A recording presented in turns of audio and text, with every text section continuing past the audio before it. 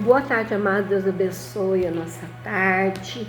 Hoje é terça-feira, estou um pouco atrasada aqui, mas não deixando de meditar na palavra, daquilo que Deus quer ministrar no nosso coração. Amém? Que Deus venha ministrar na sua vida, que Deus venha te fortalecer, venha te renovar, venha restaurar a sua vida dia após dia na presença dele. Amém? Hoje eu quero falar de caminhando com Deus no meio da dor. Hoje eu quero ler o Salmo 56, verso 8 e 9, que diz assim: Contaste os meus passos quando sofri perseguições, recolheste as minhas lágrimas no teu odre, não está elas escritas no teu livro? No dia em que eu te invocar, baterão em retirada os meus inimigos. Bem sei isso, que Deus é por mim. Olha que tremendo, né? A pergunta é: você já perseverou em caminhar com Deus no meio da dor, né? E no fim, você conquistou uma grande vitória? É algo para a gente estar refletindo, né?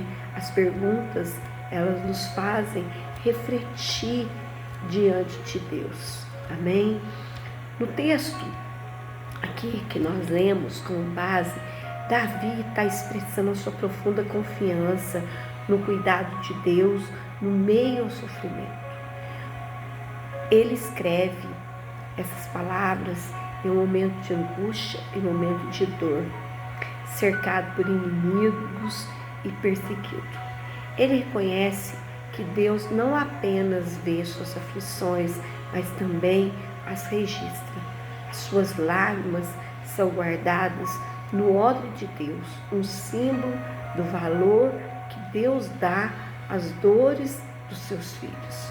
Essa passagem, ela transmite consolo, segurança, nos lembrando que nenhuma dor passa despercebida diante do nosso Deus e de que Ele se importa com cada detalhe da nossa jornada. Que tremendo isso! As nossas lágrimas, dores, solidão, desprezos, injustiças e todo o nosso sofrimento estão bem diante do nosso Deus. E hoje nós vamos falar um pouco e aprender com dois personagens bíblicos que viveram tempos difíceis, passaram pelo caminho da dor, mas por meio do cuidado divino receberam a vitória. Primeiro, a história de José, né, que está lá em Gênesis, capítulo 37, do verso 19 a 22, que fala assim: E diziam um ao outro: vem lá o tal sonhador. Vinde, pois, agora, mantemos e lancemos-nos numa dessas cisternas e diremos: um animal selvagem o comeu, e vejamos em que lhe darão sonhos. Mas Rúben, ouvindo isso, livrou-os das mãos dele e disse: não lhe tiremos a vida. Também lhe disse Rúben: não derrameis sangue, lançai nessa cisterna que está no deserto, e não ponhais mãos sobre ele. E isso disse para o livrar deles, a fim de que o restituir ao pai. Ao lermos sobre essa reunião dos irmãos de José, planejando matá-lo, podemos compará-la às reuniões que os demônios fazem no inferno para destruir os filhos de Deus. No texto, Rúben, na tentativa de livrar José da morte, elaborou um plano para jogá-lo em uma cisterna vazia no deserto, aumentando ainda mais a sua dor e o seu sofrimento. Muitas vezes, o diabo tenta fazer o mesmo com os filhos de Deus. Nas enfermidades no corpo, contendas na família, depressão na alma, e a muitos acabam aceitando e sujeitando a isso como estado permanente. Outros, por sua vez, desistem dos sonhos e retrocedem. Precisamos aprender a crer que o deserto não é lugar de morada, mas sim de passagem. Além disso, o deserto também não é um ambiente onde Deus manifesta todo o seu cuidado por nós, né? Onde Deus manifesta o cuidado por nós, preparando para a terra prometida, para algo que Deus tem para nós. No entanto, é essencial seguir em frente e não desistir, pois Deus não se agrada daquele que retrocede. Em sua opinião, qual o segredo para não desanimarmos e desistirmos no meio da luta? Pense nisso, né? Admire a história de José, que não desistiu, que perseverou. Outra história, a Bíblia fala de Jó. Quando olhamos para a história de Jó, nós vemos um homem que, mesmo sendo reto, sendo íntegro, sofreu intensamente. Muitas vezes, ao passar por provações e tribulações, questionamos a Deus. Pai, tenho procurado ser fiel e fazer as coisas certas. Por que tanto sofrimento?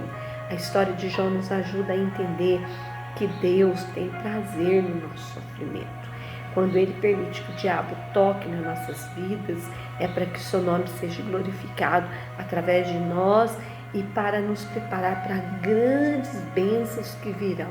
Além disso, nós vemos o propósito das provações na nossa vida, é nos levar a ter experiências profundas com Deus, né? Encontramos Jó numa linda declaração de Jó, lá em Jó 42:5, quando ele fala: antes eu só conhecia de ouvir falar, mas agora os meus olhos te veem. Que penso, né? Jó contemplou a vontade de Deus. O caminho da dor nos conduz à vitória. Além dos dois personagens que nós falamos aqui, nós temos o exemplo do próprio Senhor Jesus, que mesmo sendo filho, aprendeu em obediência por meio daquilo que sofreu. Se nesse dia, hoje, você está vivendo um tempo de dor, de sofrimento, permaneça firme, não retroceda. Deus continua dirigindo seus passos e recolhendo suas lágrimas. Com certeza, Ele tem uma grande vitória esperando por você.